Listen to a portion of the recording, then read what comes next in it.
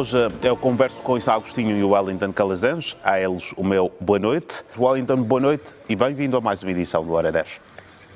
Boa noite, Dorivaldo Aleixo, boa noite, Isao Agostinho, e a você assistindo ao Hora 10, é sempre bom estar aqui. Ok, estou com os dois já, muito obrigado pela presença de ambos em mais uma edição do Hora 10. Vamos então olhar para as notas da atualidade e é seguramente para esta soltura de Julian Assange que nós vamos começar aqui por olhar. Wellington, eu começo contigo hoje, é um assunto ao qual já temos vindo também aqui a analisar várias vezes e sempre que surge uma atualização sobre o mesmo, mas ao que tudo indica, este calvário poderá estar prestes do seu fim.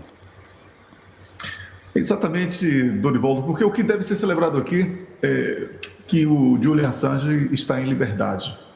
A maneira como foi adquirida essa liberdade, ela não atende demandas da luta pela liberdade de imprensa e de expressão, já que ele teve que admitir um crime num acordo que foi feito com o governo dos Estados Unidos e, mesmo assim, não podemos ser egoístas e transformar o Julian Assange numa espécie de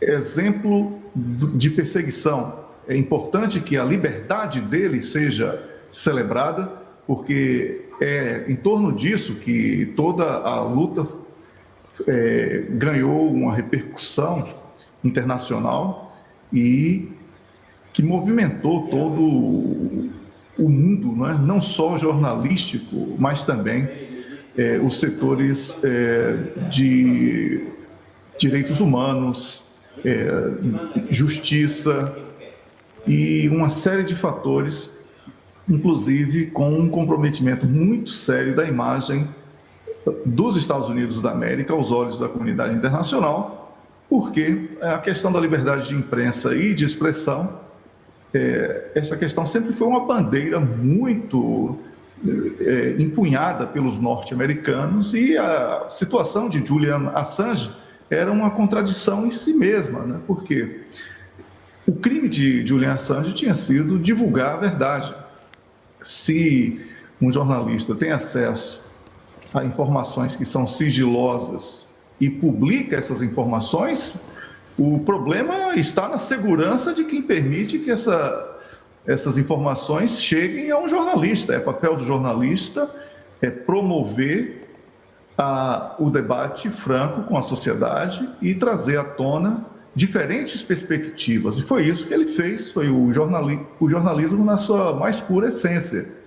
E tudo que ele sofreu durante 10 anos, um pouco mais até do que isso, já tem sido mais do que suficiente para considerarmos uma injustiça que ele não irá recuperar, porque ele perdeu 10 anos da sua vida, e por isso devemos celebrar como uma grande conquista este acordo, ainda que, como falei, do ponto de vista da liberdade de expressão e de imprensa,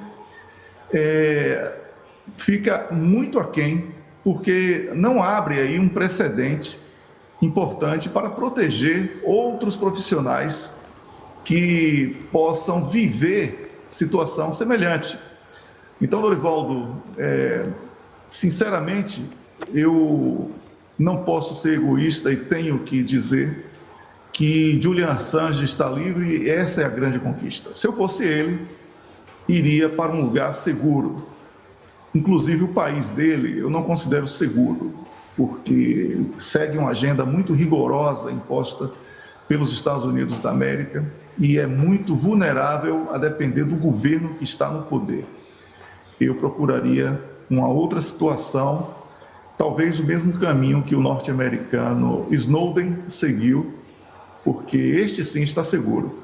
Então, fica aqui a alegria de poder celebrar esta liberdade, mas ao mesmo tempo o alerta para os profissionais de imprensa de que nenhum precedente foi aberto e tudo continua muito perigoso na profissão. imediato vamos passar para o segundo assunto desta noite e é para o Tribunal Penal Internacional que vamos olhar, este que acabou de emitir mandatos de prisão contra o chefe de Estado-Maior russo e também o ex-ministro da Defesa por supostos crimes na Ucrânia. É pelo Wellington que nós vamos começar agora a olhar para este assunto. Wellington. Dorivaldo, essa decisão do Tribunal Penal Internacional, ainda que sem uma prova evidente, mas com o argumento de que existem motivos razoáveis para acreditar que os dois suspeitos têm responsabilidade por bombardeios com mísseis efetuados pelas Forças Armadas Russas contra instalações de energia elétrica ucranianas entre ao menos 10 de outubro de 2022 e 9 de março de 2023, né? Então, tanto Sergei Shoigu como também o Valery Gerasimov, eles eram, nesse momento, um elefante na sala de Vladimir Putin, né? Porque Putin estava tentando encontrar um jeito aí de se livrar deles para poder fazer frente ao processo de combate à corrupção dentro das Forças Armadas da Rússia, inclusive com o afastamento já declarado de cargos estratégicos e um cargo simbólico que foi dado ao Shoigu, que é amigo de pesca do Vladimir Putin. Então, o tribunal, nesse sentido, acabou ajudando muito Vladimir Putin a tomar decisões internas, porque esses dois quadros já estavam sem poder dentro das Forças Armadas Russas, sob investigação de ambos, né, sob investigação de corrupção e outras coisas. E com isso vai ser mais fácil o afastamento em definitivo de ambos, e não creio que isso altere de alguma maneira o cenário posto, né, da guerra, porque as Forças Armadas da Rússia estão sob novo comando.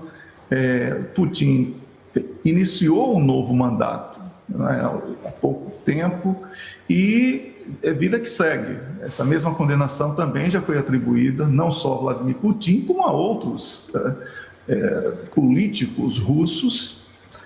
E isto vai ser algo que lá na frente, quando essa guerra chegar a um fim, que ela vai ter, toda guerra tem que ter um fim, né? Ainda que tenha existido na história a guerra sem fim, ela teve fim. E assim como a guerra de 100 anos durou mais de 100 anos. Então, só alguns detalhes assim das nomenclaturas que são dadas e dos mitos que são criados em torno de determinados confrontos.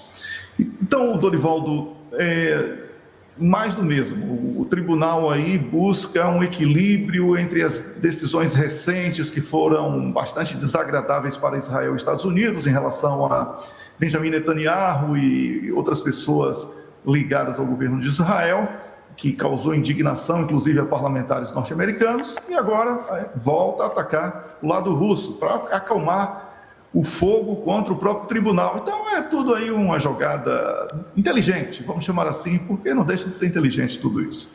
Mas que não muda em absolutamente nada, porque ninguém respeita mais o tribunal, lamentavelmente. As condenações são feitas e ninguém cumpre absolutamente nada, e fica aquele jogo parecendo que o mundo está dividido em dois, quando não é mais possível o retorno ou o regresso, como falamos aqui no português de Angola, de uma guerra fria. Não vai existir isso. Então, ou o tribunal lá na frente vai ter que perdoar todo mundo, ou as partes vão ter que escolher alguns que serão sacrificados para que o tribunal seja salvo, não é? Porque senão quem vai estar sob ameaça é o próprio tribunal. É isso, Dorivaldo. Certo, Wellington. Vamos agora olhar para o último tema desta noite e vamos aqui com o Wellington olhar para Israel. Acontece que o Supremo Tribunal de Israel ordena que os ortodoxos possam agora alistar-se ao exército. É a primeira vez na história da criação de Israel que isto acontece. Podemos aqui prever grandes impactos desta medida ao ser, portanto, avançada, Wellington? Dorivaldo, nesse caso aí são os ultra-ortodoxos. Certo. Certo, porque são duas escolas. Exatamente. Obrigado pela correção. Eles apoiam, não, tranquilo, eles apoiam a insanidade de Benjamin Netanyahu e por isso esta decisão do tribunal, do Supremo Tribunal de Israel, está sendo vista como uma ameaça à aliança que sustenta o governo de Netanyahu. Mas aí temos alguns aspectos. Primeiro, do ponto de vista militar, ninguém pode negar agora que aquele mito em torno do grande preparo do exército de Israel cai, né? Porque se você pega civis que nunca treinaram porque eram protegidos, inclusive, por uma lei, né, de 1948, nunca treinaram sequer como soldados, e agora eles vão servir a este exército numa situação de guerra. É fantasia de soldado o nome disso, para o nosso público ficar muito bem informado. É o que está acontecendo na Ucrânia. Civis são caçados nas ruas, fantasiados de militares e atirados à morte no campo de batalha. O que está acontecendo em Israel, se a imprensa fosse minimamente honesta com o público, falaria sobre as baixas de Israel também, a despeito do massacre contra uma população civil. Mas, do ponto de vista militar, muitas baixas são observadas, inclusive com Scott Ritter, que foi recentemente proibido de viajar para a Rússia pelos Estados Unidos da América, né? Um militar respeitado norte-americano, fazendo o alerta para os riscos de um enfrentamento ao Hezbollah. Esse é um ponto. Então, quando o Supremo obriga agora que os ultra-ortodoxos sejam incorporados às IDFs, né, que são as Forças Armadas de Israel, eles terão também uma grande oportunidade religiosa, olha só, Dorival, de provar que são protegidos e jamais serão atingidos, não é? Porque esse era o discurso, que eles eram o povo escolhido.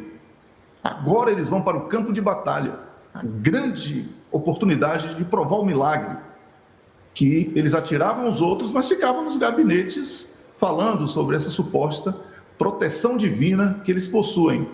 Então, obviamente que eu tenho que utilizar da minha ironia, né, para poder comentar este tema, que a grande verdade é que o exército de Israel não é tão preparado como dizia a imprensa até recentemente, e que com esta possibilidade de fantasiar os ultra-ortodoxos de militares, nós iremos observar um número de baixas extremamente elevado.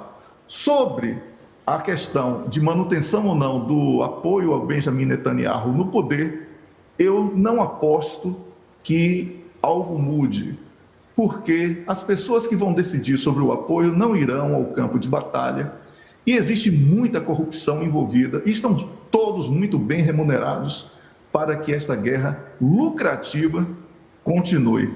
Então, Dorivaldo, é o que eu tenho a falar sobre esse tema, diante, inclusive, da irrelevância da presença dos ultra-ortodoxos nas Forças Armadas de Israel. Não vai alterar o cenário de guerra. A covardia, né, cobardia, como falamos em Angola, contra civis, ela continuará, porque as armas utilizadas são armas à distância e com poder de destruição desproporcional. Então, é isso. Wellington, um grande abraço e até a próxima semana. Bom Conexão Angola, no sábado. Boa noite, Dorivaldo. Um grande abraço para você e até a próxima semana, sábado, no Conexão Angola. Obrigado.